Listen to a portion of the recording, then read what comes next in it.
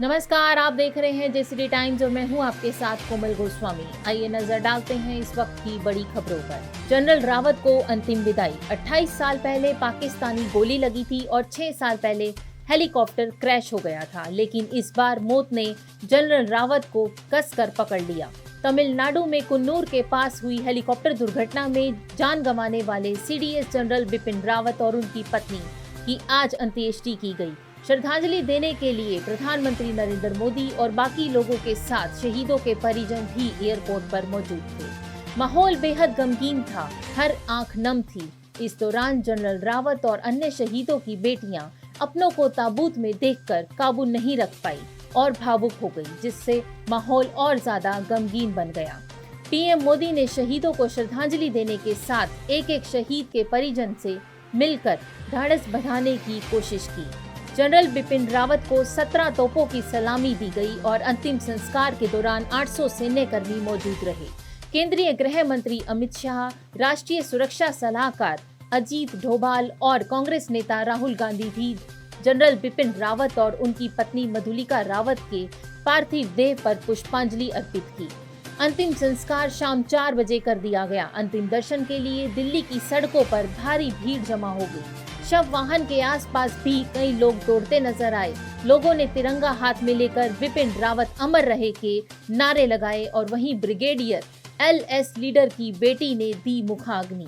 CDS Rawat के निधन पर विदेशी मीडिया का रिएक्शन। कहा, भारत को लगे झटके की भरपाई करना आसान नहीं।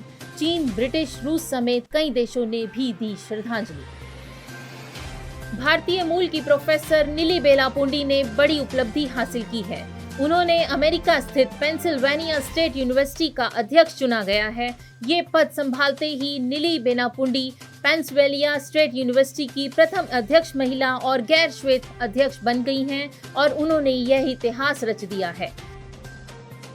शीतकालीन सत्र की शुरुआत से ही विपक्षी दल 12 सांसदों के निलंबन को लेकर लगातार प्रदर्शन कर रहे हैं। गुरुवार को पहली बार सीडीएस बिपिन रावत और हेलीकॉप्टर दुर्घटना में शहीद हुए सैनिकों के सम्मान में इस मुद्दे को लेकर संसद के अंदर या बाहर किसी तरह का कोई प्रदर्शन नहीं किया गया। जेसीडी स्थित जेसीडी मेमोरियल कॉलेज की तरफ से innovation in science, humanities, education and commerce विषय पर एक राष्ट्रीय सेमिनार का आयोजन किया गया, जिसमें मुख्य अतिथि के तौर पर हिंदू कॉलेज के पूर्व प्रोफेसर डॉक्टर अशोक मित्तल व विशिष्ट अतिथि के तौर पर श्रीमती उर्मिला मित्तल, मुख्य वक्ता के तौर पर सुप्रीम कोर्ट बार एसोसिएशन के पूर्व सचिव श्री अशोक अरोड़ा शामिल हुए। सेमिनार की अध्यक्षता जेसीडी विद्यापीठ के प्रबंध निदेशक डॉक्टर शमीम शर्मा के द्वारा की गई। डॉक्टर शमीम शर्मा ने मुख्य अतिथियों का व सभी गणमान्य व्यक्तियों का स्वागत किया। सर्वप्रथम डॉक्टर अशोक मित्तल ने सेमिनार के विषय के बारे में कहा कि टेक्नोलॉजी के फायदे ही फायदे हैं। टेक्नोलॉजी ने स्वास्थ्य, शिक्षा, मनोरंजन, व्यापार, पर्यटन, यातायात, कृषि आदि क्षेत्रों के विकास में अपनी महत्वपूर्ण भागीदारी अदा की है। मुख्य वक्ता के तौर पर आए सुप्रीम कोर्ट बार एसोसिएशन के पूर्व सचिव श्री अशोक अरोड़ा ने अपने अलग ही लहजे में रिसर्च स्कॉलर्स को बहुत ही दार्शनिक संदेश दिए। उन्होंने शायराना अंदाज में जीवन का दर्शन और मतलब बखूबी समझाया। आए हुए सभी शोधार्थियों को सर्टिफिकेट भी वितरित किए गए। सेमिनार के organising secretary doctor Anita Makkar ने पूरे सेमिनार की रिपोर्ट पेश की। कार्यक्रम के संयोजक डॉक्टर शिखा गोयल की ओर से अंत में सभी का आभार व्यक्त किया गया। आइए जानते हैं 10 दिसंबर का इतिहास। विश्व मानवाधिकार दिवस प्रत्येक वर्ष 10 दिसंबर को मनाया जाता है। किसी भी इंसान की जिंदगी, आजादी, बराबरी और सम्मान का अधिकार है मानवाधिकार। भारतीय संविधान इस अधिकार की न सिर्फ गारंटी देता है, बल्कि इसे तोड़ने वालों को अदालत सजा देती है। चक्रवर्ती राजगोपालाचार्य भारतीय राजनीति के शिखर पुरुष थे, जो राजा जी के नाम से भी जाने जाते हैं।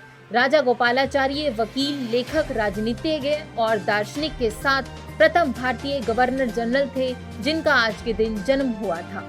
जेसीडी टाइम्स के बुलेटिन में बस आज इतना ही। कल आपसे फिर मुलाकात होगी, तब तक के लिए नमस्कार।